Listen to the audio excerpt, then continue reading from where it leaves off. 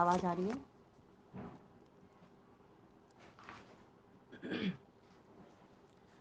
ॐ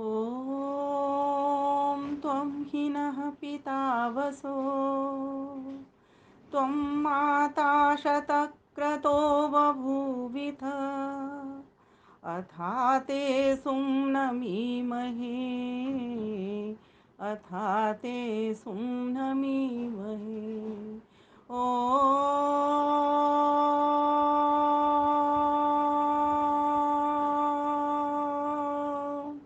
नमस्ते अस्तु आयते नमो अस्तु परायते नमस्ते प्राणतिष्ठत आसीनायोतते नमः आसीनायोतते नमः। 2 वर्ष से लगातार चल रही ये शुक्रवासरीय आपकी संगोष्ठी जितेंद्र भाई बहुत ही भव्यता दिव्यता और सभ्यता के साथ चल रही है। यूँ तो बहुत सारे वेबिनार्स जगह जगह पर चल रहे हैं। ये तो ऋषिवर देव दयानंद सरस्वती की ही कृपा है, उस ईश्वर की असीम अनुकंपा है जिसके कारण हम इस कोरोना काल को भी रोने वाला काल तो नहीं हंसने वाला काल कर पाए। वास्तव में बहुत ही सुंदर आयोजन आपका चल रहा है। मैं भजन सुन रही थी, कविता सुन रही थी, आज मैं समय से जुड़ गई थी। तो माता जी प्रेम सभरवाल जी हों या बहन राजश्री यादव जी हों या माता उषा सूद जी हों या मेरी प्यारी छोटी बहन सीमा बजाज जी हों, और एक बार तो आवाज़ मुझे सुनाई दी थी मृदुला माता जी की भी, शायद मुझे लग रहा है वो भी यहाँ पर होंगी। तो अभी आपके समक्ष आचार्य चंद्रशेखर जी भी बहुत अच्छा बता करके गए हैं। उनका 4 दिवसीय कार्यक्रम है, वहाँ हम सभी अपनी अपनी आहुति लगाएंगे ही श्रवण के माध्यम से। अगर बोलने का अवसर भी होगा तो बोलने के माध्यम से ही। तो हम इसी तरीके से सभी मिलते रहें, खिलते रहें, और इस संगोष्ठी की आप सभी को खूब खूब शुभकामनाएं, बधाई, और सभी को एक साथ हार्दिक नमन, वंदन और अभिनंदन। सादर सप्रेम नमस्ते। प्यारे भाइयों बहनों माताओं, हम जिस विषय को लेकर के चले हैं आज, जिसको जितेंद्र भाई ने बहुत ही रोचक ढंग से कह दिया है, जीवन के ताने बाने में। यह जो हम जो जीवन जी रहे हैं, एक ताना बाना ही तो बुन रहे हैं। बच्चा एक जन्म लेता है, जन्म से लेकर के जब तक वो इस संसार में अपनी प्रवृत्तियां, अपने संस्कार, अपने शुभ कर्म करता है, वे सब उसके ताने बाने के रूप में पुरोहित हो जाते हैं। जैसे एक जुलाहा जो होता है, जब वस्त्र बुनता है तो किस तरह बुनता है वो, उसके पास कुछ धागे होते हैं, एक चौखट होती है, और चौखट में धागे डालता है, 1 2 3 4 5 6। तो एक धागे को भी वो डबल कर देता है, ऊपर से लाता है, नीचे से खींचता है, फिर ऊपर से लाता है। आप सभी ने देखा होगा कि वो जो दरी का बुनकर होता है किस तरीके से एक दरी को बनाता है। ग्रामीण क्षेत्रों में तो इस तरीके के लघु उद्योग धंधे बहुत चला करते हैं, वहाँ तो ऐसा बहुत होता है। किस तरह बुनता है वो, तो बहुत सारा सामान जुटाता है उसके लिए। एक उसके पास हत्ता भी होता है जिससे हाथ से वो दरी को ठोकता जाता है। बहुत तरीके से उसको बनाता है, तो वस्त्रों से भी बनाता है। कई बार तो उसका एक वस्त्र अगर उसे चादर बनानी हो तो कुछ धागों से भी बनाता है, और कई लोग उसको ऊन से भी बनाया करते हैं, है ना।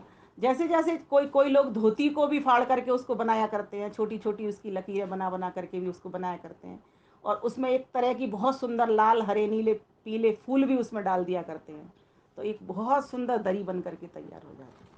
इसी प्रकार से वस्त्र भी, कोई वस्त्र बनाना है, जैसे मान लीजिए कोई कुर्ता बनाना है, उसका कपड़ा बनाना है, साड़ी बनानी है, तो बहुत सारी ऐसी हाथों की बनी हुई साड़ियाँ आती हैं जो बनाया ही करते हैं।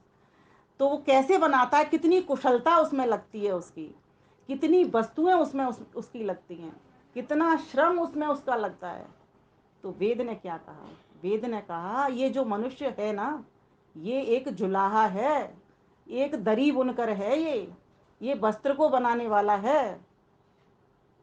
तो आइए उसका पाठ कर लेते हैं। कौन सा मंत्र है वो, किस तरह से कहा वेद ने। तो कहा ॐ तन्तुं तन्वन् रजसो भानुमन्विः ज्योतिष्मतपथो रक्षधिया कृतान् अनुल्बलं वयतजो गुवामपो रक्षक धिया कृतान् रक्षः धिया कृतान् मनुर्भवजनया अनुल्बणम्बयत जोगुवामपो मनुर्भवजनया दैव्यं जनम जनया दैव्यं जनम। ये ऋग्वेद के भीतर मंत्र आता है। पेन कॉपी लेकर के बैठें और इस मंत्र की व्याख्या सीख लें। आपके आगे के कार्यक्रमों में ये व्याख्या आएगी। बहुत सारी माताएं विदुषी यहाँ पर बैठी हुई हैं। कार्यक्रमों में बोलने के लिए ये मंत्र बहुत ही अच्छे हैं, बहुत ही प्रेरक हैं और ज्ञानवर्धक हैं। तो इस मंत्र के भीतर पहले 3 शब्दों को देखेंगे। ओम तंतुम तन्वम। इसमें कहा गया है कि जो मनुष्य है वो कैसा है, तन्मन है, अर्थात जुलाहा है, एक बुनकर है। और क्या बनाने के लिए वो चला है, इस जीवन रूपी वस्त्र को बनाने के लिए वो चला हुआ है। ठीक। तंतुम किससे, तंतु से, रेशे से, धागे से बनाने के लिए चला हुआ है। तो अब ये जो मनुष्य है वो जीवन को बना रहा है। इस धागे से तो बनेगा नहीं जो ऊन है या जो धागा है। हाँ, जो जुलाहा है वो जो दरी को बनाता है वो उस धागे से बनाता है, उस ऊन से बनाता है, उस रुई से बनाता है। एक मलमल का वस्त्र देखिए आप, सोचो उसको कैसे बनाया होगा वो। आजकल तो सारा काम मशीनें कर रही हैं, लेकिन प्रथम किसी ने बनाया होगा। इतना पतला, इतना महीन, कितने महीन सूत के उसमें रेसे लगाए होंगे, कौन सी उसमें रुई ली होगी, किस तरीके से उसमें डाला होगा। कितना पतला मलमल का कपड़ा होता है। गर्मियों में इन दिनों सीजन में उसको पहना जाता है। इस सीजन में, इस सीजन के लिए ये वो वस्त्र, मलमल का वस्त्र। और कितना आरामदायक होता है, कितना उससे हमको हित मिलता है, मीन्स हमको उससे शीतलता प्राप्त होती है। इसी प्रकार से ठीक मनुष्य भी एक जुलाहा है। और वो किस लिए निकला है, वो निकला है अपनी जीवन की यात्रा को तानने के लिए, बुनने के लिए। तो कहा तंतुम, ये जो जीवन है ना यही तंतु है असल में तो। और किस तरीके से बुनना है, क्या बन करके बुनना है, एक जुलाहा बन करके इस जीवन की यात्रा को तानना है, बुनना है। और इतनी कुशलता के साथ बुनना है, इतनी चतुराई के साथ बुनना है कि उसके भीतर एक भी गांठ नहीं हो जाए। लेकिन ये बुना कैसे जाएगा, कैसे बुनेगा व्यक्ति। तो बोले इस तरह बुनेगा, रजसो भानुमन्विही। इसको 3 शब्दों में काट लेंगे। रजसो का रजस हो जाएगा, भानुमन्विही का भानुम अलग कर देंगे, अनु अलग कर देंगे, इही अलग कर देंगे। तो कहा कि जो भानुम, भानुम कहते हैं, भानु कहते हैं सूर्य को, अनु ही अनुसरण करेगा। मीन्स जो भानु है, जो सूर्य है, उसका अनुसरण करके ही इस जीवन की यात्रा को ताना जा सकता है, बुना जा सकता है। अब ये सूर्य क्या है, सूर्य कैसा है, सूर्य क्या करता है, सूर्य किस लिए है, सूर्य को किस तरीके से इस तरह बनाया है ईश्वर ने। बहुत सारे इसके भीतर बातें हो सकती हैं।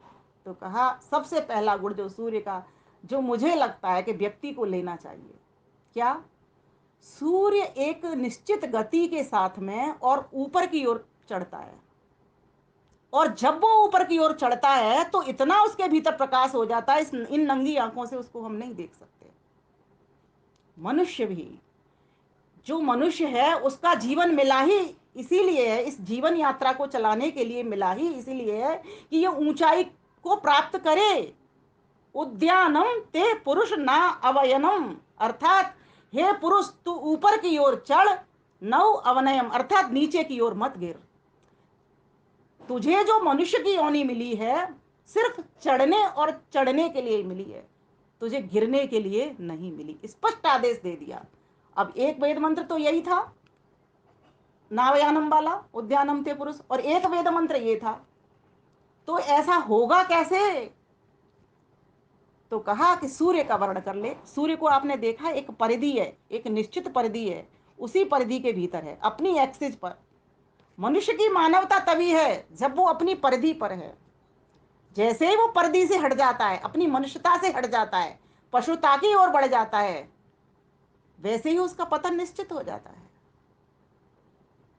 पशुता क्या है, पशुता ये है कि सिर्फ आहार कर लेना, नींद ले लेना, भोजन कर लेना, नींद ले लेना, भयभीत हो जाना अपने से बड़े से, और बच्चे पैदा कर लेना, संतान उत्पत्ति कर लेना, बस ये इसका नाम पशुता है।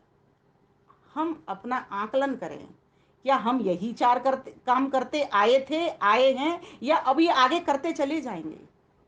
तो उत्तर मिलेगा नहीं नहीं नहीं नहीं। हम तो मनुष्य हैं, हमारी तो गाड़ी एरोप्लेन है, हमारी गाड़ी साइकिल नहीं है। हम तो एरोप्लेन में बैठने वाले हैं, हम साइकिल में क्यों बैठे हैं? हम तो जहाज से ऊपर उड़ने वाले हैं, ऊपर की यात्रा करने वाले हैं, हम तो सुनीता विलियम बनने वाले हैं। हम नीचे क्यों करें? हम तो राकेश शर्मा बनने वाले हैं।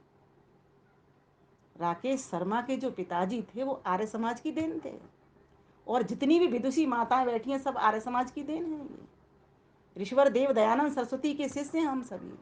तो हमारा जो जीवन मिला है ऋषि बनने के लिए मिला है। ऋषिवर देव दयानंद जैसा सरस्वती का जीवन देख करके बढ़ने के लिए मिला है। इसीलिए भानुम के दो अर्थ बनते हैं। एक भानु का अर्थ बनता है सूर्य, और एक भानु का अर्थ बनता है सूरी। लिख लें इसको।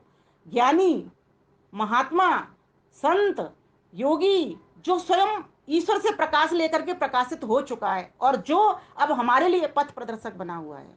तो कहा भानुम अनुही, सूर्य अपनी परिधि में चल रहा है, हम भी अपनी मानवता की केंद्र के बिंदु के को समझें और अपनी मानवता के केंद्र बिंदु में रहना सीखें। कभी भी भूल करके भी पशुता में ना जाएं। पशुता क्या है? एक और मंत्र बोल देती हूँ आपके लिए, अथर्ववेद में आता है। ओम उलूक यातुम शुशुलूक यातुम जहि स्वयातुम उत कोक यातुम गृद्ध सुपर्ण यातुम गृद्ध यातुम द्रसदा एव प्रमृण रक्ष इंद्र। ये किस में आता है? अथर्ववेद के भीतर आता है। इसमें क्या कहा है? हे मनुष्य, उल्लू की चाल मत चल। तो उल्लू की चाल होती क्या है? उल्लू को रात को दिखाई देता है, दिन में दिखाई नहीं देता। ऐसा ही जो मोह उल्लू के लिए यहाँ पर प्रतीक किया है, मोह का। जो व्यक्ति मोह में ग्रसित हो गया, मीन्स अपने परिवार तक सीमित है, जैसे कि पशु पक्षी, वही तो पशुता है। और यहाँ उसी का उदाहरण दिया गया है। और हम किसके मोह में ग्रसित है? अपने परिवार के में।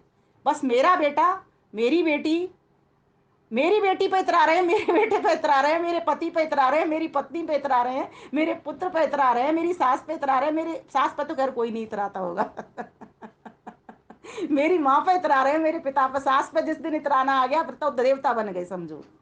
इसलिए सास पे इतराना सीख लेना। ये बड़ा जबरदस्त संदेश गया है, अभी अभी ईश्वर की वाणी है, निकल रहा है अपने आप। तो कहने का भाव यहाँ पर ये है कि हमारी पशुता क्या है? उलूक या तुम मोह में ग्रसित मत हो, निशाचर मत बन, रात में मत देख।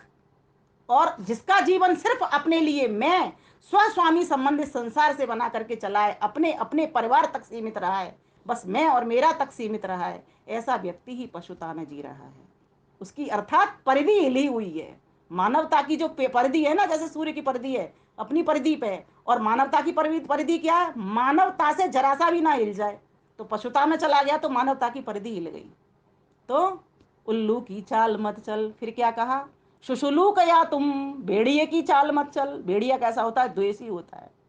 और जहां मोह होता है वहीं राग होता है। देखिए संगतिकरण, देखिए ईश्वर की वाणी को, देखिए छंद का पिरोना, देखिए ईश्वर ने किस तरीके से उसको छंद में जोड़ा है, किस तरीके से संगतिकरण लगाया है। जिस व्यक्ति को मोह होता है उसी को राग होता है। राग मीन्स आसक्ति, मैं मेरा संबंध बन जाना, और कोई मेरा नहीं है, बस मैं और मेरा परिवार बस। और जहां जहां से मुझे सुख मिलता है वही मुझे प्यारा है।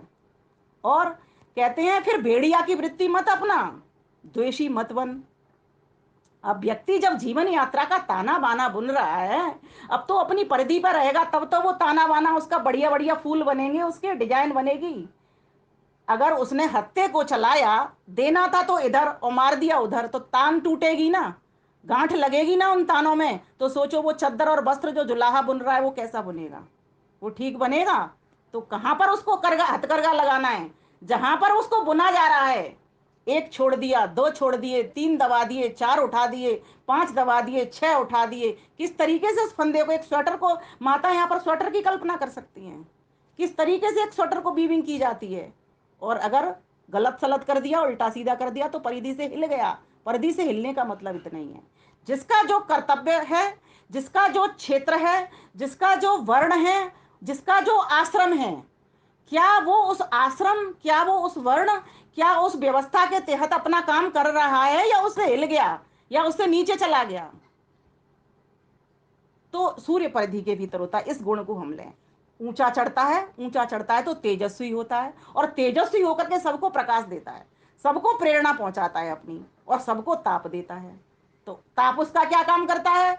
उसका ताप ही है जो हमारे शरीर की जठराग्नि चल रही है, हमारा शरीर बढ़ रहा है, उसी का ताप है। और उसी का ताप ये है जो हम अग्नि से भोजन पका रहे हैं, और उसी का ताप ये है जो पंखे कूलर एसी चल रहे हैं, और उसी का ताप ये है जो मोटर गाड़ियां चल रही हैं, उसी का ताप ये है जो हवाई जहाज उड़ रहे हैं। सब अग्नि के कारण है। ऋग्वेद में मंत्र अग्नि के भरे पड़े हुए हैं, प्रथम ही अग्नि से शुरुआत हो चुकी है वहां पर। आप वेद स्वाध्याय करेंगे, इन चीजों पर ध्यान दीजिए, कहां पर कौन सी चीज अधिक मिल रही है हमको। तो कहा भानुम अनुही, हे मनुष्य तू भेड़िए की चाल मत चल, तू किसकी उल्लू की चाल मत चल, तू द्वेषी मत कर, क्योंकि जहां पर राग होगा वहां द्वेष जरूर होगा। और क्या होता है? सुखानुसही राग, दुखानुसही द्वेष, ये महर्षि पतंजलि ने हमको कह दिया कि जहां जिससे किसी से द्वेष होता है तो दुख मिलता है, और जिससे प्रेम होता है, अर्थात जिससे सुख मिलता है उससे प्रेम हो जाता है, राग हो जाता है। तो व्यक्ति इस बात को देखे कि मुझे सुख मिल रहा है तो व्यक्तिगत सुख मिल रहा है, या किसी और समाज वालों का भी सुख मिल रहा है, क्या पड़ोसियों को भी सुख मिल रहा है। इस तरह से देखेगा, जब निरीक्षण करेगा तो उसका राग जाएगा, मिट जाएगा, निरासक्त होकर के रहेगा। फिर वो जैसे बाजार से निकला हूं, खरीदार नहीं हूं। रोज शॉपिंग मॉल पढ़ते हैं, रोज पिक्चर हॉल पढ़ते हैं, रोज वेश्यालय पढ़ते हैं, आराम से निकल जाता है व्यक्ति। कब निकलता है लेकिन? जब बस उसको एक को ही पाने की चाह रहती है, जब वो अपनी जीवन यात्रा को सिर्फ इसलिए चला रहा है कि मैं तो मिलने के लिए इस जीवन की गाड़ी में बैठ करके आया हूं, मुझे उलझना नहीं है। इसलिए ध्यान देना, ये शब्द सारे इसी में वेद मंत्र में आ रहे हैं। तंतुम तन्वम रजसो भानुम अनुही, भानु का अनुकरण करूं। और क्या करता है? समान वितरण करता है सूर्य। ऐसा नहीं है कि निर्धन को कम दे दे और राजा को ज्यादा दे दे। उसके प्रकाश की किरणें, उसकी ताप की किरणें, उसकी सब चीज किसके लिए है? समान वितरण कर रहा है। हम लोग भी अपनी मानवता की परिधि में रह करके समान न्यायकारी स्वभाव वाले बने। समान का लेंगे यहाँ पर अर्थ, हम न्यायकारी स्वभाव वाले बने। और जो न्यायकारी करता है वो पक्षपातों से रहित रहता है। उसके लिए फिर सारी दुनिया अपनी है, वसुधैव कुटुंबकम की भावना से वो व्यक्ति रहता है। तो इस प्रकार से ये मानवता की परिधि सिद्ध कौन बताएगा? तो भानु। तो ये तो मैं अभी सूर्य की बात बता रही हूँ, अभी सूर्य की बात बताऊंगी तो सोचो कितनी बड़ी बात जाएगी, कितनी लंबी व्याख्या सिर्फ इसी पद की हो सकती है। चूंकि समय भी कम रहता है मेरे पास, इसीलिए मुझे इसको शॉर्ट में कह करके आगे बढ़ना होता है। फिर कहा इसमें उल्लू की चाल मत चल, फिर क्या सुसलू के या तुम जय स्वयात्मुत, कुत्ते की चाल मत चल। 10 कुत्तों को अगर एक कमरे में बंद कर दिया जाए और एक रोटी का टुकड़ा चल डाल दिया जाए, सारे लड़ मरेंगे। और सवेरा गेट खोला जाए उनको एक दिन बंद करने के बाद में, तो सारे मरे हुए पाएंगे। इतना भयंकर द्वेष उनके भीतर होता है। और इसी काम को अगर मैं मनुष्य होकर के कर रही हूं तो बताइए कितनी जल जाऊंगी, कितनी जल्दी मेरी मौत हो जाएगी। और व्यक्ति जब विचारों से गया तो वाणी से गया, व्यवहार से गया, कर्म से गया, सबसे चला जाता है, उसका पतन निश्चित है। फिर पर्दी की तो सोचना ही बेकार, बेईमानी हो जाएगी।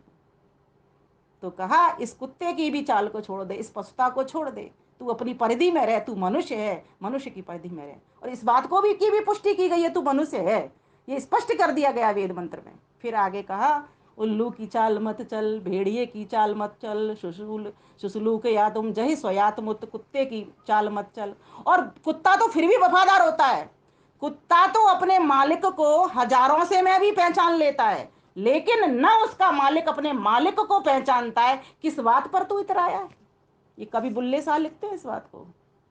तू किस बात पे इतराया? कुत्ता तो फिर भी तुझसे ठीक है। अगर तेरे भीतर अगर ये वृत्ति आ गई तो मनुष्य होकर के तेरे भीतर वृत्ति आई, उसके भीतर तो ईश्वर ने बांधी हुई है वो वृत्ति उसके कर्मों के अनुसार में। लेकिन तेरे भीतर, तुझे तो मनुष्य बनाया था उसको पाने के लिए, लेकिन तू तो पशु से भी नीचे चला गया। हमारी माता जी गीत गाया करती थी, बिन ज्ञान मनुष्य योनि, पशु से नीचे गिर जाती, बिन धर्म मनुष्य योनि। इसको फिर कभी सुना देंगे, पर लंबा समय हो जाएगा। तो फिर कहा कुत्ते की चाल मत चल। फिर आगे क्या कहा? सुपर्ण या तुम, जिसको सुंदर पंख जिसके होते हैं ना, कौन होता है? वो गरुण पक्षी होता है, और उसको बड़ा अहंकार होता है, अभिमान होता है। कहता है ये अहंकार की वृत्ति को छोड़ दे। कबीरदास जी लिखते हैं बड़ा सुंदर, जब मैं था तब हर नहीं, अब हर है मैं ना, शब्दों पे ध्यान देंगे। जब मैं था तब हर नहीं, मैं मीन्स अहंकार। जब मैं था तब हर नहीं, अब हर है मैं ना है। सब अंधियारा मिट गया जब दीपक देखा माए। जब व्यक्ति का हृदय आलोकित हो जाता है, प्रकाश से भर जाता है, उस पूर्ण परमात्मा से भर जाता है, तो अब उसको कोई अपना मेरा लगता नहीं, अहंकार अब उसको उठता नहीं। वो सोचता है कि मैं तो सबसे कम हूं, मुझसे आगे तो जानने वाले बहुत जानकार बैठे हुए हैं, एक से एक बढ़कर के ज्ञानी। किसी भी सब्जेक्ट में उठा लीजिए, क्यों? इसका फंडा है, क्योंकि जीवात्मा सातिशय है, निरतिशय नहीं है वो। उसमें घटबड़ होती है उसके ज्ञान में, ज्ञान के स्तर में भेद, कर्म के स्तर में भेद, उसमें एक से बढ़कर के एक, हर भी स्तर में कोई ना कोई व्यक्ति बैठा हुआ है, एक से एक बढ़कर के अपने अपने क्षेत्र का मास्टर है। तो एक व्यक्ति तो पूर्ण नहीं है, क्योंकि अल्पज्य है, अपूर्ण है जीवात्मा का ये स्वभाव है। ये हमारा दर्शन हमें कहता है ईश्वर का स्वभाव पूर्ण है, और पूर्ण से ही अगर कोई व्यक्ति मिल जाता है तो उस पूर्णता में जीना सीख जाता है, विस्तार को प्राप्त कर लेता है। कैसे विस्तार को? जैसे वो चारों तरफ ओम खम ब्रह्म की दृष्टि से रमा हुआ है, हर जगह पर है, और अपनी सर्वशक्तिमत्ता से, सर्वज्ञता से सबकी निगरानी कर रहा है, देख रहा है, और सबके सारे काम कर रहा है। तो आगे कहा भानुम अनुही, फिर कहा सुपर्ण या तुम, इस अहंकार को तू छोड़ दे, क्योंकि जो सुंदरता का अभिमान कर बैठा है ना, तो ध्यान देना, नाक मृगी और आंख सुआ की कनौती बीच जहान, तोते जैसी नाक किसी की होती नहीं मनुष्य की, इतनी सुंदर तोते की नाक होती है। घोड़े जैसे कान, घोड़े के जैसे कान होते हैं, वैसे हमारे कान नहीं है। नासिका, आंख, आंख देखिए, आंख किसकी सुंदर होती है? हिरनी की आंख सुंदर होती है। तो आप ये सोचिए कि हम तो कब सुंदर हैं? जब हमारे भीतर ज्ञान है, और वो ज्ञान शुद्ध हो, और दूसरी बात वो शुद्ध ज्ञान शुद्ध कर्म में उतरा हो, और तीसरी बात वो शुद्ध ज्ञान शुद्ध कर्म से जुड़ करके शुद्ध भक्ति पैदा करने वाला भी हो। तो यहीं तक नहीं रुकना। तो वेद मंत्र कह रहा है सुपर्ण या तुम, गिद्ध या तुम, और गिद्ध की चाल को छोड़ दे, तू लोभ भी छोड़ दे। ये भी तेरी पशुता, ये भी तेरी मानवता की परिधि से तुझे गिराने वाला है। इसीलिए लोभ मत कर। कस्य स्वर्धनम, यजुर्वेद कहता है ना, कस्य स्वर्धनम, उस धन का मालिक तो वो सुख स्वरूप परमेश्वर है। तू कौन है? तू तो प्रयोग करता है, ये तुझे साधन के रूप में लाया, तू तो प्रयोग करने के लिए आया हुआ है। इसलिए हे जीव उठ, अपनी परिधि को पहचान। तेरी परिधि मानव बनने की है, न कि पशु बनने की, न कि पशुवत भू पर रहने की। इसलिए हमारे सुभाषित कितनी सुंदर सुंदर बात कहते हैं, ये शाम न विद्या न तपो न ज्ञानम, ज्ञानम न शीलम न गुणो न धर्म, ते मार्त्य लोके न भूविभार भूता, मनुष्य रूपेण मृगा चरंती। इसकी भी व्याख्या बड़ी लंबी चली जाएगी, यहीं तक छोड़ती हूँ इसको, अब आगे बढ़ते हैं। तो कहा सूर्य की तरह तू बन, वितरण करना सीख, और क्या कर? परिधि में रहना सीख। और फिर कहा सूरज के आगे अगर बादल आ जाए ना, तो वो अपना चमकना नहीं छोड़ता, ध्यान देना। हमको नहीं दिखेगा वो हमारी वीकनेस है कि हमको दिखाई नहीं दे रहा, लेकिन वो उसके भीतर, बादलों के भीतर भी वो रहता है। हमारा कोई मान करे अपमान करे, चिंता मत करना, कोई धूल भी फेंकेगा, कीचड़ भी फेंकेगा, पत्थर भी देगा। जब व्यक्ति समाज का काम करता है, राष्ट्र का काम करता है, बहुत दिक्कतों का सामना करना पड़ता है। सबसे अधिक परेशानी तो वही उठाता है जिस जो कर्म क्षेत्र में उतरा है, जिस जिस क्षेत्र के काम को वो हाथ में लेता है, सेवा को हाथ में लेता है, उसी में उसको विघ्न मिलते हैं साथ साथ में। 10 लोग तो जानबूझ करके विघ्न टपकाने वाले होते हैं, जैसे आप सीरियल में देखते थे ना, रामायण के में। और राम जी जब निकले थे वन को, तो क्या देखते थे कि राक्षस लोग उनको, ऋषि मुनियों को यज्ञ नहीं करने देते थे। कोई कुछ ऊपर से गिरा रहा है, कोई कुछ कर रहा है, विध्वंस किया करते थे। तो सबसे बढ़िया तरीका तो ये है कि कोई व्यक्ति जब यज्ञ करता है तो वो ये सोच करके करे, यहाँ विघ्न भी आएंगे, यहाँ तूफान आएंगे, यहाँ आंधियां आएंगी, मुझे विचलित नहीं होना। जैसे सूर्य के सामने बादल आ जाता है, वो वहीं की वहीं उसी तरीके से प्रकाशित रहता है, उसका कुछ नहीं होता। और एक और बात आपको नॉलेज बताऊं साइंस की, सूर्य कहीं जाता आता नहीं है, हमारी पृथ्वी के मुकाबले में कहीं हमारी पृथ्वी का चक्कर तो नहीं लगा रहा वो, हम तो पृथ्वी चक्कर लगा रही है उसका। वो तो हमसे कितना गुना बड़ा, कई लाखों गुना बड़ा है ऐसा सूरज पृथ्वी से, हमारी पृथ्वी से, हमसे नहीं, हमारी पृथ्वी से सोचो। और हमारी पृथ्वी कितनी बड़ी है, जिसको हम देख भी नहीं पा रहे हैं। बस वो तो आजकल इतना साइंस बढ़ गया, तो हमें एक चित्र आ जाता है कि इस तरीके की पृथ्वी है, और वेद ने हमको इसका विज्ञान दे दिया कि पृथ्वी इस तरीके से अपनी एक्सिस पर भी घूमती है और सूरज के चारों ओर चक्कर भी लगाती है। तो कहा कि तू पर्दी में रहना सीख और कैसा बन, सूरज की तरह। तेरा कोई अपमान करे, तुझे पत्थर दे, कोई फूल फेंके, कुछ भी करे, तुझे विचलित नहीं होना, तुझे स्थित प्रज्ञ होकर के रहना है। तेरे घर में भी परेशानी होंगी, तेरे समाज में भी दिक्कतें आएंगी, तेरे राष्ट्र में भी दिक्कत आएंगी, जहां जहां जाएगा। अरे मनुष्य का चोला जो मिला है ना, ये सारा सुख दुख दोनों चीजें देखता रहता है। और एक दिन में कितनी बार हम सुखी होते हैं, कितनी बार दुखी होते हैं। बाकी लंबी बातें छोड़ें, छोटी बात पर ही आ जाए। तो आगे कहा, एक सूर्य का स्वभाव होता है जम्स को समाप्त करना। हम मनुष्य हैं, हम में ये ताकत है। समाज में अगर कोई कोड़ घुस गया, या कोड़ मीन्स कोई बुराई आ गई, दुर्गुण आ गया, दुर्व्यसन आ गया, कोई दोष ऐसा आ गया, या अहंकार ही चला आया स्वयं, तो ध्यान देना, उस जम्स को समाप्त करने की ताकत भी रखना। जैसे सूर्य का स्वभाव होता है कि खाटों में खटमल हो जाए तो बाहर डाल देना सूरज के सामने, वो फटाफट खत्म कर देता है उनको। जितने भी दालों में चावलों में कीड़े होते हैं, सुरैरियां हो जाया करती हैं, धूप में रख देते हैं, वो निकल जाती हैं। चींटियां हो जाती हैं, धूप में रख देते हैं, वो निकल जाती हैं। ठीक इसी प्रकार से सूरज का तू ही अनुसरण करना। अब और थोड़ी सी बात इसमें और बता देती हूँ। जगाना हो, पकाना हो, क्या कहते हैं, तपाना हो, सुखाना हो, बढ़ाना हो, खिलाना हो, हंसाना हो, ये सूरज के गुण हैं। इतना आज समझ सकते हैं, बस फिर बहुत लंबा चला जाएगा। अब आगे मंत्र के पद देखिए, दो पद आ गए अब इसमें। क्या क्या, तंतुम तनवम, फिर रजसो बानुम अनुए। रजस कहते हैं जैसे तमस लोक, पृथ्वी लोक है ना, रजस लोक अंतरिक्ष लोक और द्यूलोक। तो इस प्रकार से जो आकाश का जो सूरज है उसका तू अनुसरण कर।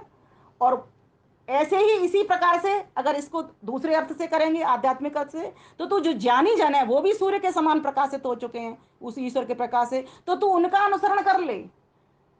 4 घंटे अगर तेरे पास हैं, जिनमें से 1 घंटा तू स्वाध्याय को देता है, तो 1 घंटा ऐसे गुरुजनों के पास जाकर के बैठ जा, जिनको इन विषयों का ज्ञान हो चुका है, जो आपको सही प्रकार से जीवन जीना सिखाते हैं। और मैं तो एक और बात क्या करती हूँ, अपने बुजुर्गों के पास बैठ जाओ। बुजुर्गों के पास जितना अनुभव होता है, किसी भी स्कूल में माता नहीं जाती, लेकिन अपने बच्चे को कितना शिक्षित कर देती है। 5 वर्ष की आयु तक बिना पढ़ी वाली माँ भी शिक्षित करती है। हमारी माँ भी कुछ नहीं पढ़ी हुई थी। हम अपनी माँ को शब्दों का उच्चारण सिखाया करते थे। जब प्रौढ़ शिक्षा हमने लगाई थी, तो हम प्रौढ़ महिलाओं को बुलाते, हमारी माता जी भी उसमें पढ़ा करती थी, और आज हमारी माता संस्कृत पढ़ रही है। तो कहा गया कि तू अनुकरण कर, किसका कर, सूर्य का अनुकरण कर। और वो सूर्य यहीं तक सीमित मत रहना, कहा जीवन के ताने को बुनने के लिए सूरज का और ज्ञानी जनों का अनुसरण करना। अपनी सास ससुर के पास बैठना, अपने घर में आए हुए बुजुर्ग अतिथियों के सेवा सत्कार करना, और उनके पास उनके व्यू सुनना, उनके विचार सुनना सेवा करते हुए, और उनसे आशीर्वाद लेना आगे बढ़ने के लिए। इस प्रकार से उनके अनुभव लेना जो उन्होंने 80 वर्ष बिताए हैं। जितना अनुभव मुझे 50 वर्ष की को नहीं है, अगर मेरे सामने कोई 80 वर्ष की माताएं बहनें आती हैं, तो मुझे तो लगता है मैं धन्य हो गई, क्योंकि कुछ ना कुछ वो दे जाएंगी, कोई ऐसा मोती दे जाएंगी, ऐसे कीमती नुक्ते मुझे पकड़ा जाएंगी, जिनको मैं अभी उस क्षेत्र में पहुंची नहीं, उस आयु वर्ग में मैं पहुंची नहीं, मैं नहीं समझ सकती, वो मुझको दे जाएंगी। तो अपने बुजुर्गों का सम्मान करना, उनसे लेना बैठ करके। वो सूर्य हैं आपके लिए, वो सूर्य हैं। क्यों? क्योंकि वो जीवन की यात्रा को के ताने को बुनने में। अच्छा एक चीज देखिए, आप अपनी ही आय को देख लो। जब कोई मर जाता था, जब हम छोटे थे, तो हम भी रोना शुरू कर देते थे, और हम बहुत दुखी हो जाया करते थे, बहुत दुखी होते थे। जैसे जैसे बढ़ रहे हैं, देख रहे हैं, ये संसार तो संस्कृत संसार है, ये सरकने वाला, इसमें दुख भी है, सुख भी है, और ये संसार में इस तरह चलता रहेगा। जहां जन्म होगा वहां मृत्यु भी होगी। तो धीरे धीरे पक्कापन आ रहा है। तो किससे आ रहा है ये आयु के अनुभव से आ रहा है। तो वो जो सूर्य लोग हैं, जो ज्ञानी जन है, जो पूर्वज हैं आपके, और जो प्रत्यक्ष पूर्वज हैं, जिनके चरणों में एक बार बैठ जाना और उनके आशीर्वाद लेकर के अपना अपने सिर के ऊपर उनका हाथ रख लेना, आपको आशीर्वाद तो देंगे ही, साथ ही साथ आपको अपना इतना अतुलित ज्ञान दे देंगे, जिस ज्ञान को आप पहले से ही प्राप्त करके और अपनी जीवन की यात्रा को सुंदर बना सकते हो। और अच्छे, जैसे कि आपकी दरी जो जुलाहा है ना, फुल डिजाइन डाल रहा है दरी के भीतर, है ना, और कोई विशेष जानकार उसके पास आ जाए और वो उसकी बात को मान ले, तो उसमें और 4 चांद लगा जाएगा उसकी दरी को बनाने में। कोई भी चीज ले सकते हैं यहाँ पर। तो कहा कि हे मनुष्य, तू जुलाहा है, इस जीवन यात्रा को इतने सुंदरता के साथ बुनना, इतने सहयोग के साथ बुनना, इतने समर्पण भाव के साथ बुनना, इतने उद्योग के साथ बुनना, ऐसी भावना, सुंदर शुभ अच्छी भावना लेकर के बुनना, कि ये जो तू वस्त्र वस्त्र बुनना है, जीवन का ताना बुनना है, सिर्फ तेरे लिए ना हो, तेरी परिधि में तू रहते हुए औरों के लिए भी तेरा ये जीवन का वस्त्र, ये जीवन का ताना वाना समर्पित हो जाए। तू इस तरीके से यद करो से यदस्नासी यज्जुजोषि ददासी यद तपस्यस कौन्तेय तत्कुरुस्व मदर्पणम। जो कुछ तू खाए पिए तेरे लिए सिर्फ नहीं है, त्याग वृत्ति को तू अपना लेना। सुपर्ण या तुम गृद्ध या तू लोभ मत करना। ये धन तेरा सिर्फ तेरे लिए नहीं है, माना कि साधन के रूप में मिला है, लेकिन इसमें सभी का हक है। क्योंकि जो तेरा शरीर भी बना है, पड़ोसन के घर से माता जी के लिए खाना आया करता था, बहू का मन चल रहा है तो आज बहू के घर में अमियां बनी हुई है खट्टी, वो कहां से आई? वो पड़ोसी के घर से आई थी। ध्यान देना, पड़ोसी से झगड़ मत बैठ जाना। ये कोई वस्तु आई है, कहां से आई? किसी और के पास से आई। जो अन्न आया कहां से आया? किसी चक्की से आया, किसी किसान ने उगाया, किसी दुकानदार के पास आया। सभी समाज के तेरे शरीर के लिए आहुति लगी हुई है। इसीलिए इस जीवन की यात्रा को बहुत ही सुंदर ढंग से तू बुनना। फिर आगे का शब्द ले लेते हैं इसमें। तंतुम तन्वम रजसो भानुमन्निः ज्योतिष्मतः पथो रक्ष धिया कृतान। हाँ, लेकिन ध्यान देना, वो ज्ञानी जन कौन होंगे? जो प्रकाशित हो चुके हैं। कई आयु से बड़े हो जाते हैं, आयु वृद्ध हो जाते हैं, लेकिन ज्ञान उनका जीरो बना रहता है। ऐसी शरण मत पकड़ना, ध्यान देना। इसलिए सूर्य शब्द का यहाँ पर प्रयोग किया गया है, भानुम अनुहे। और सूर्य ज्ञानी जनों के पास बैठना, जिनको उस क्षेत्र का ज्ञान है। बस इस तरह समझिए। कोई जैसे मान लीजिए आप चले, आपको चाहिए रोटी, ठीक है, और आप चले गए किसी के पास, किसी ज्ञानी के पास, ऐसे जो सिर्फ ज्ञान मार्गदर्शन करता है, उससे काम नहीं चलेगा। जो रोटी बनाने में कुशल है उसी के पास जाना। देखना, जो वस्तु तुमको चाहिए, जहां से चाहिए वहीं जाना, वहीं से वो प्राप्त होगी। दूसरी जगह आप चले जाओ तो रॉन्ग नंबर आपका डायल हो जाएगा, ये समझ लीजिए। तो कहा, जो ज्ञानी जन ज्योतिष मता पथ, जिन्होंने तुम्हारे लिए पथ प्रशस्त कर दिया प्रकाश का, मीन्स जिन्होंने स्वयं वेद पढ़े और वेद के अनुकूल जीवन जिया, ऐसे पथ पर तुम बढ़ते चले जाना। ज्योतिष मता पथ, और उन्होंने वो पथ कैसे बनाए? बुद्धि पूर्वा वाक्य कृतिर्वेदे, जैसे ईश्वर ने बनाया हम सभी के लिए, वैसे उसने भी हमारे लिए पथ बनाए, ज्ञानी व्यक्ति ने भी। क्यों? क्योंकि उसने अपने पूर्वजों का, ज्ञानी पूर्वजों का अनुसरण किया। अग्ने नए सुपथा राये, बहुत मंत्र इनमें खुलते चले जाते हैं। बहुत सुंदर व्याख्या इस मंत्र की। कहा, ज्योतिष मता पथो रक्षा धिया कृतान। धिया कृतान, धी से जिसने तुम्हारे लिए मार्ग प्रशस्त कर दिया, जिसने स्वयं अपने जीवन में धारण करके बुद्धिपूर्वक जिसने जीवन जिया, ऐसे ज्ञानियों की शरण में बैठ जाना। जिसको जिस क्षेत्र का ज्ञान है, ऐसे ज्ञानियों की शरण पकड़ लेना। फिर आगे क्या कहा?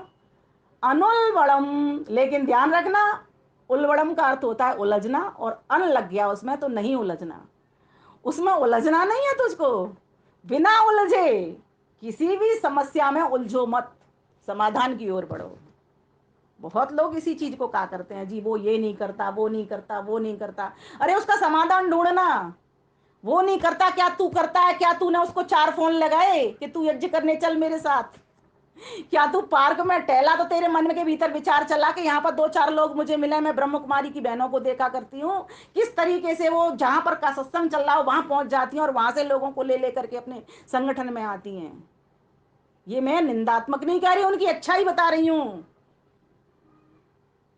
तो समस्या का समाधान ढूंढो। कोई भी समस्या आपके घर में भी आई, उसके समाधान की ओर बढ़ो, समस्या को मत रो कभी भी। तो कहा, अनुल बड़म, इसको गांठ मत लगने दो, क्योंकि जहां तुम उलझोगे वहीं गांठ लग जाएगी। अब देखो, आप ऊन देख लो, ठीक है, अब ऊन में कई बार ऐसी उलझ जाती है, वो ऐसी गांठें लग जाती हैं, पर कोई समझदार होशियार महिला होती है, वो उसकी एकदम गांठ सुलझा देती है, और उसी को देते, भैया तू सुलझाएगी, तुझे ही आता है। कैसे सुलझती है? धैर्य से। जिसमें जल्दबाजी है वो कभी नहीं सुलझाएगी, वो तो और 4 गांठ लगा देगी। मेरी जैसी कोई होगी तो 4 गांठ और लगा देगी, और मृदुला माता जी जैसी होगी, वो लगी लगाई 4 गांठों को सुलझा देगी। सोचो, अंतर देखो मुझ में और उनमें। क्यों?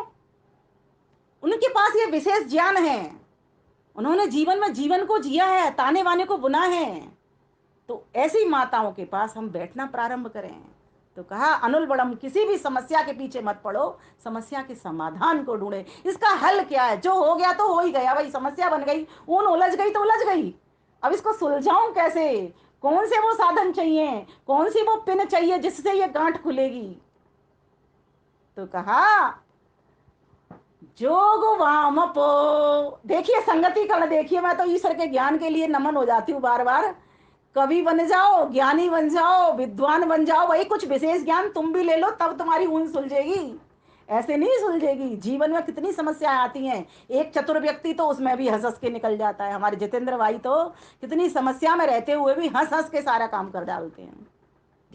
जैसा अभी चंद्रशेखर जी बता रहे थे आचार्य जी, और वैसा हमने भी देख लिया, अब उनके यहाँ जा करके भी देख लिया, और हम रोज इनकी वेबिनार में जुड़ करके भी देख रहे हैं। तो इसी प्रकार से हमें प्रसन्न चित्त रहना है, इसी प्रकार से हमें समस्या का समाधान ढूंढना है। इन्होंने देख लिया कि समस्या का समाधान कहाँ है, उसी समाधान पर ये बढ़ रहे हैं और हमको भी बढ़ा रहे हैं। तो ये हमारे लिए तो प्रेरणास्पद बने हुए हैं, हमारे लिए तो ये प्रेरणा छोड़ रहे हैं। तो हमको कैसे इस जीवन की यात्रा के ताने वाने को बुनना है। एक भी गांठ न लग जाए उस धागे के भीतर जिस दरी को बुना जा रहा है, जिस जीवन यात्रा को बुना रहा है। किसी से द्वेष ना पड़ जाए, किसी से राग ना हो जाए, किसी पर क्रोध फालतू का ना आ जाए, व्यर्थ में क्रोध ना आ जाए। मन्यु मसी मन्युमान बना दीजिए प्रभु। जहां आवश्यकता है समाज का हित करने, राष्ट्र का हित करने, वहां मेरे को उचित क्रोध आना चाहिए, जैसे भगवान राम को आया था।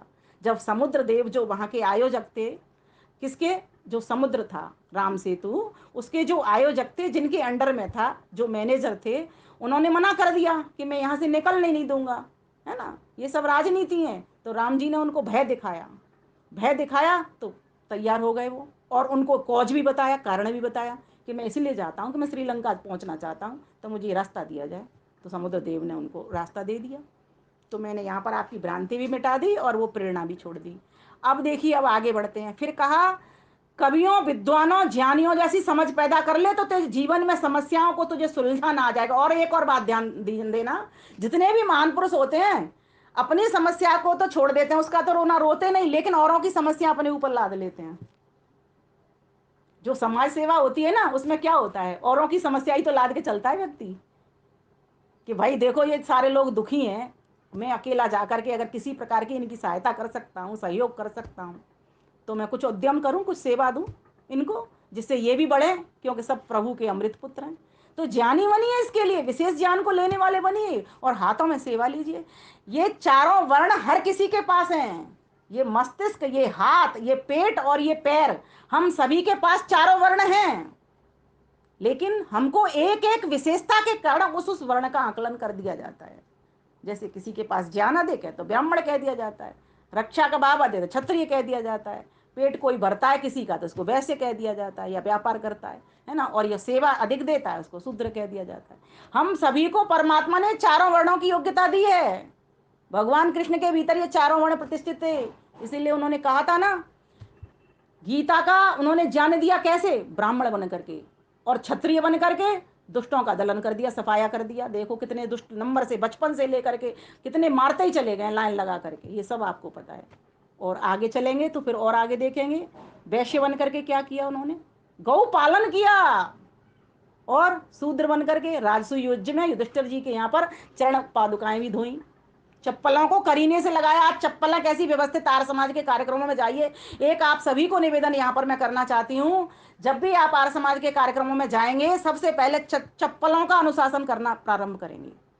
मैं कई संगठनों में जाती हूँ, वहां देखती हूँ चप्पलों को कैसे व्यवस्थित लगाते हैं, लेकिन हमारे आर्य समाज मंदिरों में भी इस तरीके की व्यवस्था हो, इसके लिए हम सभी तैयार रहेंगे कि एक व्यक्ति नियुक्त करेंगे कि चप्पल करीने से लगी हो, जिससे उल्टी सीधी ना पड़े, तो कोई व्यक्ति उधर से लौटने वाला है वो अपनी अपनी चप्पलों को ठीक प्रकार से पकड़ ले।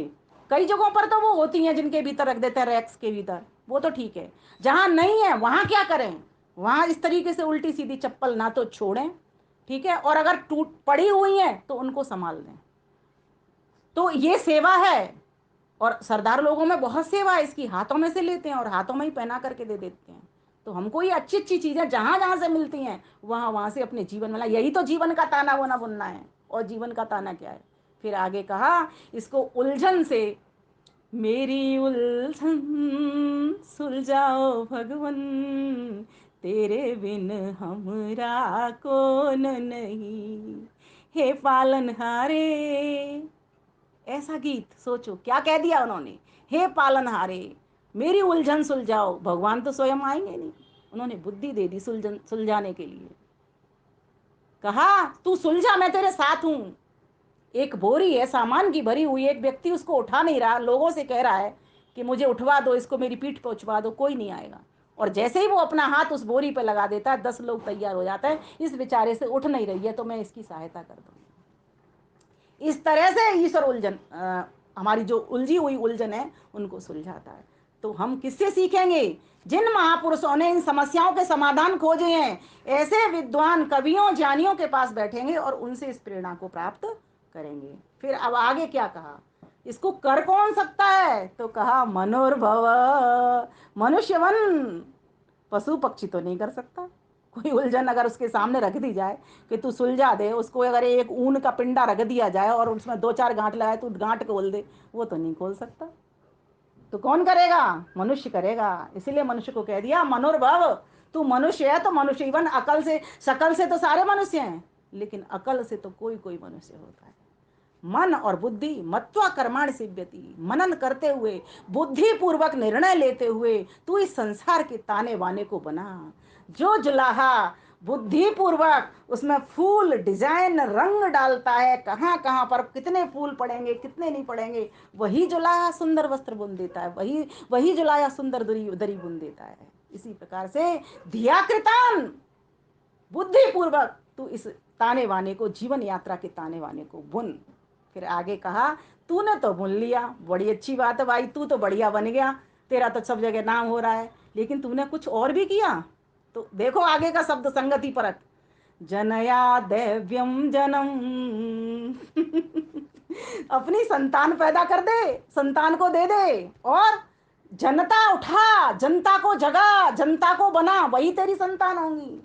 क्योंकि ध्यान देना, कोई भी ट्रेडिशन हो, कोई भी परंपरा हो, कोई भी संस्कृति का काम हो, वो तब तक सुरक्षित नहीं है जब तक व्यक्ति अपने साथ 10 लोगों को जोड़ करके उस काम को आगे नहीं बढ़ाता।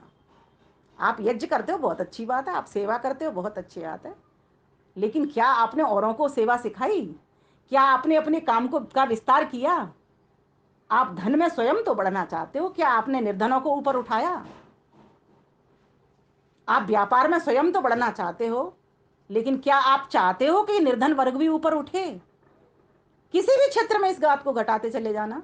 तो कहा तेरी संस्कृति की रक्षा कब है? जैसे तेरे पूर्वजों चिंता करके तुझ तक अपना ज्ञान पहुंचाया, अपना कर्म पहुंचाया, अपना स्वभाव पहुंचाया, अपनी विशेषताएं पहुंचाई, वैसे तू भी यहीं तक मत रुक, अपने तक सीमित मत रहे। महर्षि दयानंद क्या कहते हैं? प्रत्येक को अपनी ही उन्नति से संतुष्ट नहीं रहना, किंतु सबकी उन्नति में अपनी उन्नति समझनी चाहिए। बहुत फास्ट गति से मैं इस बात को कह रही हूँ, इनमें लगता है बहुत बहुत समय एक एक मनके को खोलने में।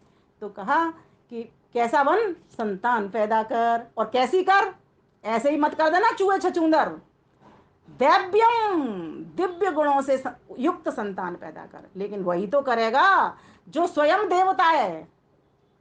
जो स्वयं देवता है वही तो पैदा करेगा। तो देवता कौन होता है? जो देता है। क्या देता है? देवो दानात्वा दीपनात्वा द्योतनात्वा द्यो स्थानोवतीत्वा, ये देवता होता है। अब इसकी भी व्याख्या लंबी चली जाएगी। तो कहा और ये देवता कौन, क्या और क्या होता है देवता, और क्या क्या करता है वो? तो महर्षि दयानंद सरस्वती ने बहुत सारे देवता के अर्थ लिखे हैं। एक देवता का अर्थ तो इतना ही लिख दिया है उन्होंने कि बिजगीसा, अर्थात जीत दिलाने की इच्छा। कोई भी व्यक्ति चाहता नहीं कि कोई हमसे आगे बढ़े, लेकिन देवता वही है जो औरों को बढ़ा देता है। यही तो जनया दैव्यम जन्म है, जनता को खड़ा करने वाला है, वही तो देवता होता है। और कैसा होता है? तो कहा है सारे संसार को अपनी तरह ही मजबूत बनाने वाला होता है, क्रीड़ा कराने वाला होता है, जगत को खेल खिलाने वाला होता है। और देवता क्या करता है? द्युति, चमक से, दमक से, प्रकाश से भरने वाला होता है। जैसे मैं शोभा पा रहा हूं, जैसे मेरा नाम हो रहा है, वैसे मेरे समाज के लोगों का भी नाम हो।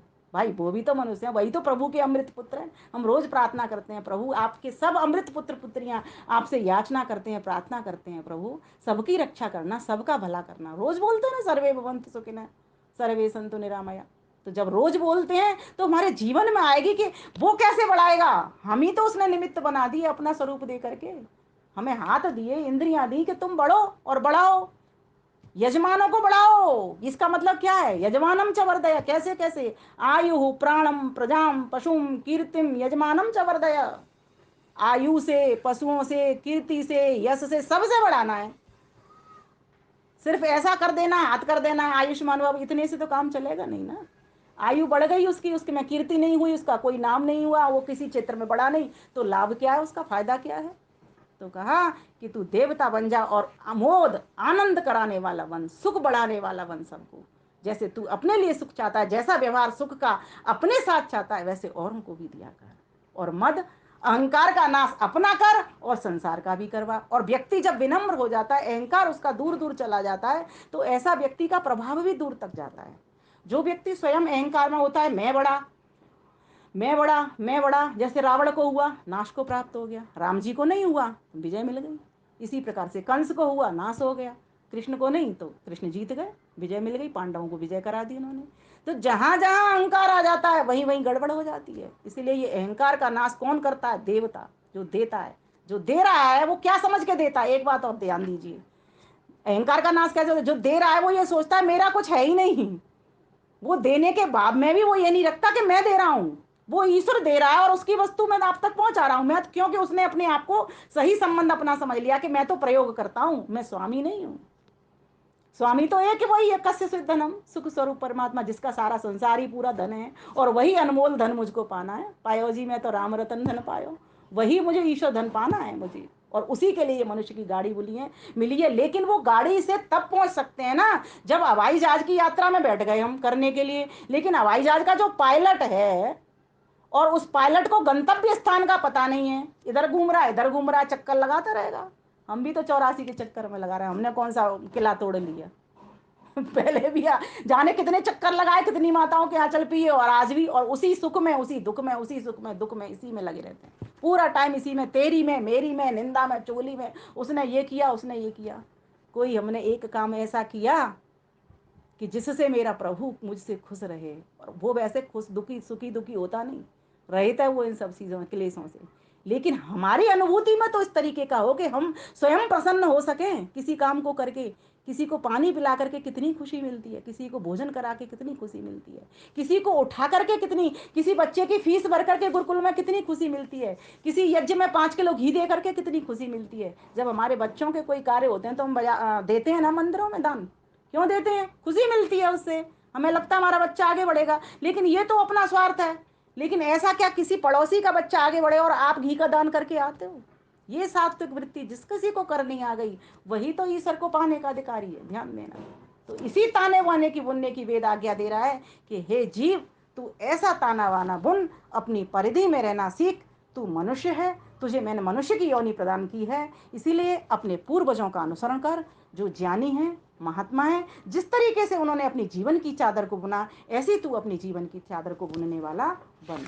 इस पर मैंने गीत लिखा है बहुत ही सुंदर, और स्वयं तक ही सीमित न रहे, इसको अपने संतानों को दे, आगे आने वाली जनता को दे, आगे आने वाली पीढ़ियों को दे। जिस प्रकार से जिन पूर्वजों ने तुझे तो तेरे पास तक अपना मार्ग प्रशस्त किया, वैसा तू भी अपनी आने वाली जनता को, आने वाली पीढ़ी को, आने वाली संतान को भी दिव्य बना, उनको दिव्यता से भर दे। जीवन के ताने बाने को बुन ज्यों ताने वस्त्र जुलाहा, बुन ज्यों ताने वस्त्र जुलाहा। धर्म का धागा टूट न जाए, पड़ ना जाए कोई टांका। धर्म का धागा टूट न जाए, पड़ ना जाए कोई टांका। जीवन के ताने बाने को बुन ज्यों ताना वस्त्र जुलाहा, बुन ज्यों बुनता वस्त्र जुलाहा। धर्म का धागा टूट न जाए, पड़ ना जाए कोई टांका, पड़ ना जाए कोई टांका। ज्योतिर्मय पथ सूर्य वर्ण कर। ये गीत मैंने उन दिनों लिखा था जब मेरे पास रचना बहन जी का फोन आया था, उन्होंने कहा इस मंत्र का मुझे काव्य चाहिए, भजन चाहिए, तब मैंने इस गीत को लिखा था, तो आज मेरे काम आ गया बोलने के लिए।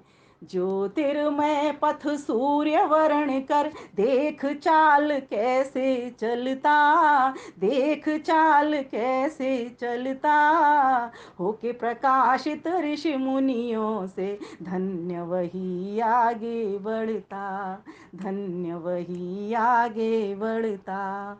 होके प्रकाशित, रखें सुरक्षित धर्म को अपने, रखें सुरक्षित धर्म को अपने, हो न राख चिंगारी आगा, हो न राख चिंगारी आगा। धर्म का धागा टूट न जाए, पड़ ना जाए कोई टाका, पड़ ना जाए कोई टाका। जीवन के ताने वाने को बुन ज्यों ताने वस्त्र जुलाहा, धर्म का धागा टूट न जाए, पड़ ना जाए कोई टाका। देखो देखो कवि विद्वान किस तरह जोगवाम, जोगवाम कवियों को ज्ञानियों को जोड़ी, जिन्होंने देख लिया सुख है दुख है धूप है छाँव है, इसमें ही स्थिति बनानी है मुझे। ऐसे कवियों को, ऐसे ज्ञानियों को, ऐसे विद्वानों को देख ले। अपह जो शुभ कर्मों को करते चले आ रहे हैं, उन्हीं का वर्ण कर ले।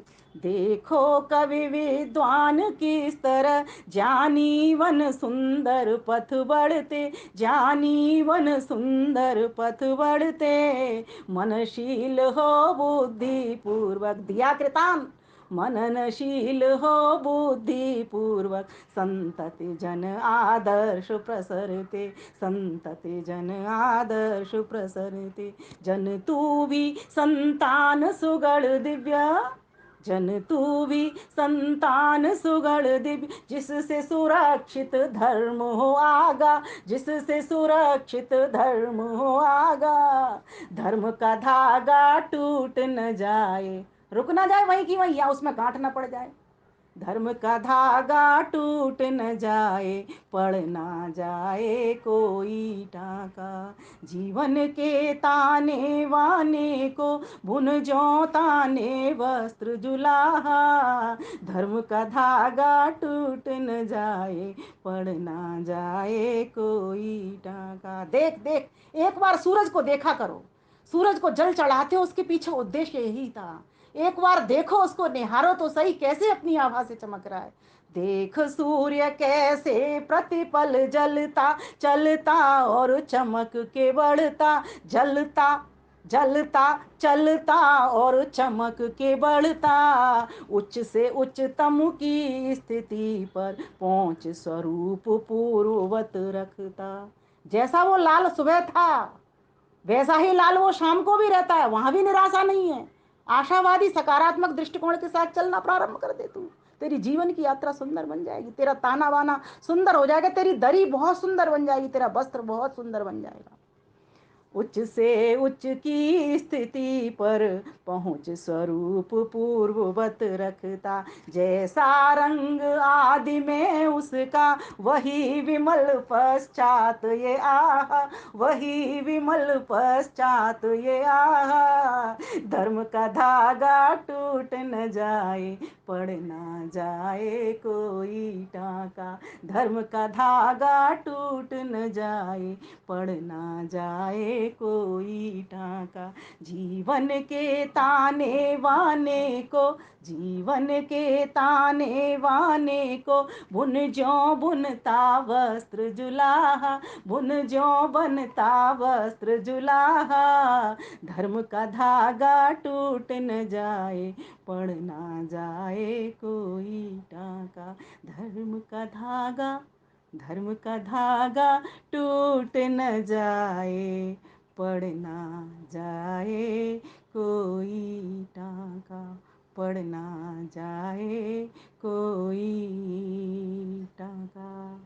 प्यारे भाइयों बहनों माताओं, इस तंतु को, इस जीवन के यात्रा के ताने बाने को हम भी इसी प्रकार से बुनना प्रारंभ कर दें, जैसा हमारे पूर्वज बुनते चले आए हैं। जिस प्रकार से बुद्धिपूर्वक, विनम्रतापूर्वक, सुंदर प्रकाशित होकर के ईश्वर की उपासना करते हुए, ध्यान करते हुए, उसका भजन करते हुए, प्रातः 1 घंटा, रात्रि को 1 घंटा, और हर कर्म में उसी प्रभु को देखते हुए चलते हुए आए। प्रभु ऐसा मेरा तो जीवन बना देगा, जिससे मैं कह सकूं यदग्ने श्यामहम त्वम त्वम बाघा श्यामहम सृष्टि सत्याय।